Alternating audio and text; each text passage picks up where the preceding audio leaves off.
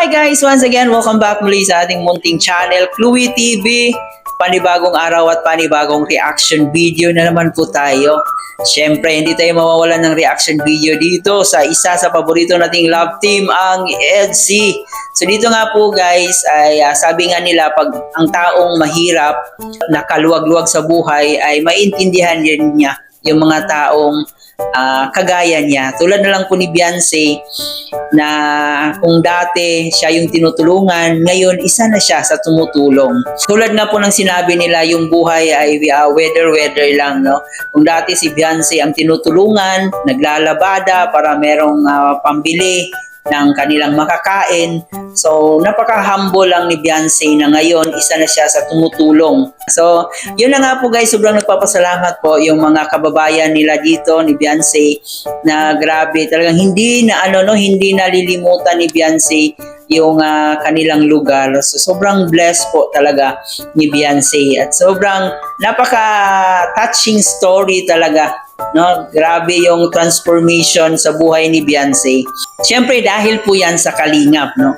So yun na nga, panoorin po natin mamaya yung video clip na sinabi natin kung saan nga po nandito si Beyonce. Pero bago ang lahat, please don't forget to subscribe sa ating channel, paki-like and share na ng ating video para i-recommend pa tayo na YouTube. At syempre guys, pakisuportahan ang ating ama ng Kalingap na si Kuya Bal Santos Matubang, Ate na Vlog in Kalingap Rab. Suportahan po natin ang ating Keyboys, Kalingap Partners. Syempre guys, yung makasama ang Kalingap Reactors natin, ang Team Karepa, Strikers, Watchers, lahat mo ng mga nagko-content sa Kalingap, suportahan natin. So ngayon guys, panoorin muna natin itong video clip na to.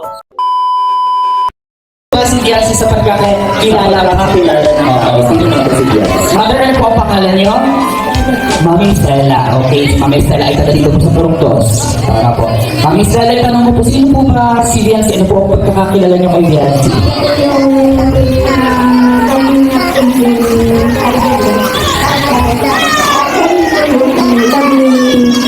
Kuya Edo. Meron talaga si Mami Stella. Si Beyonce daw ay Kalingap Angel ni Idol Rob at siya po yung mahal love ni Edo. Nako, mas masaya sana kung nandito si Riel. Pero syempre, meron lang talaga po siyang importante. Gusto niya po makarating dito. Pero syempre, hindi po nabigyan ng pagkakataon kasi meron po siyang pasok ngayon. May classes lang siya. Pero malay niyo po sa mga susunod, kita-kita po tayo at pagbalik po kami dito ng Team Kalingap. Tara, ito na. Syempre, hindi niyo yung palakpakan ng tiyawan na. Please welcome, Beyonce!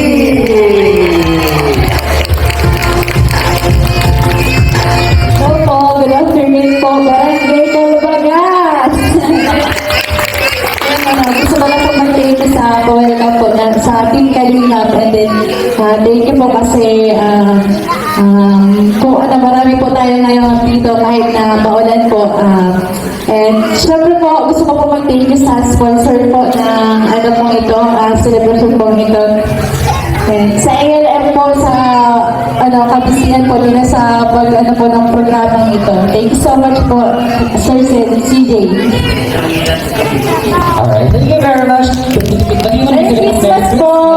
Merry Christmas everyone from Beyonce. Palakpakan pa natin si Beyonce. Ano yan? Totoo ba yung sinabi ni Mami Stella na ikaw daw ba? Love mo daw si Edu? Yes! Si Nanay Stella, nakita ko yung palakpakan ko. Mamabagsak na yung bata. Oo. Naku, Nanay Stella, baka mabitawan niyo po yung bata. Palakpakan natin! Beyonce! Ay, wala na po yung sigawan. Wala na po. Isa pa. Palakpakan po natin! Beyonce! First, kasama si Dr. Love. Ito po ang kasama po palagi ni Beyonce. Wala po Beyonce kung wala po ang Dr. Love. Nakita niyo po siya mismo ang nagbubuhay. Palakpakan po natin si Dr. Love. Maraming salamat po sa inyong pong effort. Siya po ang nakipag-usap sa mga taong nagbigay po nito pong mga matatanggap niyo po. Maraming salamat Dr. Love. God bless you. So, umpisahan po natin ang pila po ulit dito po tayo. Sige po. Pila na po.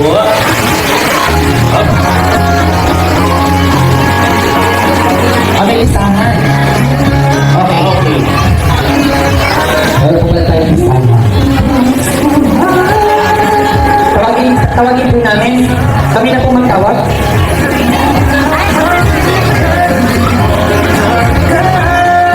Okay po. So kung makipili na po ito kay Kat kasi mas kilala po kay Nika para po sa pagpapasaliti po ng listahan. Okay, uunahin po natin si Aiza Elec. Aiza Elec. Yes, ito po ang una sa listahan. Bird Award. Lapit na kita yung sa Aiza Elec. Laban. Next, Glenda Mancenido. Magulenda Mancenido. Next we have Ma'am Irene Evangelista. Ma'am Irene. Ma'am Irene. Ma'am Irene. Ika po ito, Ma'am Irene. Nandito si Irene. Ngayon naman si Irene Urtalan.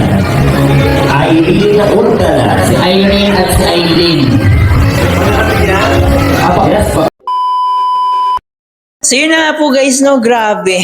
Yung EDSI guys, hindi lang po puro kiligan, puro kaswitan. So sila din po ay tumutulong, no? Especially din ni Kalingap Edo na nagcha-charity din. At ngayon, itong si Biancy naman ay nagpa-practice na rin na magiging charity vlogger. So ito na po yung simula guys. Talagang mapapasana all talaga tayo sa nangyari sa buhay ni Biancy. Kung dati sobrang gipit na gipit, kailangan pang maglabada para may pambili ng pagkain. Ngayon, tingnan nyo naman po yung nangyari sa buhay niya. No? Meron na silang malaking bahay, makakabili na sila ng pagkain, kung ano yung pagkain na gusto nila, nakakatulog na sila ng mahimbing dahil napakalambot na ng kanilang tulugan. So, ganun yung nangyari talaga sa buhay ni Biancy. Kaya no wonder din na nakamit niya ito dahil siya po ay isang totoong tao. Totoong tao na pinapakita niya kung ano siya. No? At saka siguro ito na rin po yung time talaga niya na ma-discover siya, makilala siya ng Kalingap.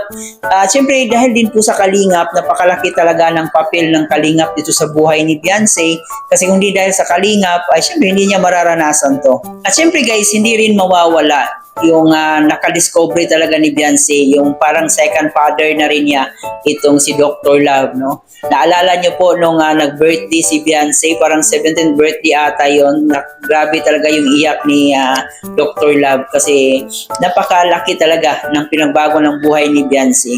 At isa po siya doon sa nakatulong kung ano yung naranasan ni Biancy ngayon. So kita nyo naman po guys, aside po sa pangpapakilig dito sa atin, aside sa pangpa-good vibes, syempre, yung pagtulong is isa talaga sa isa talaga sa advokasya ni Biancy. Kasi noon pa man ay sinabi na niya talaga na gusto rin niyang makatulong sa kanilang kababayan, sa mga taong nangangailangan. So, I hope guys, meron kayong natutunan dito sa ating reaction video. Kung meron pa kayong opinion, i-comment nyo po dyan sa ating comment section. Maraming salamat guys sa inyong pagsama. Muli po, bago natin tapusin, huwag kalimutan mag-like and share, and of course, mag-subscribe na rin po kayo. Ito po inyong host na si Chloe TV. Marami pong salamat.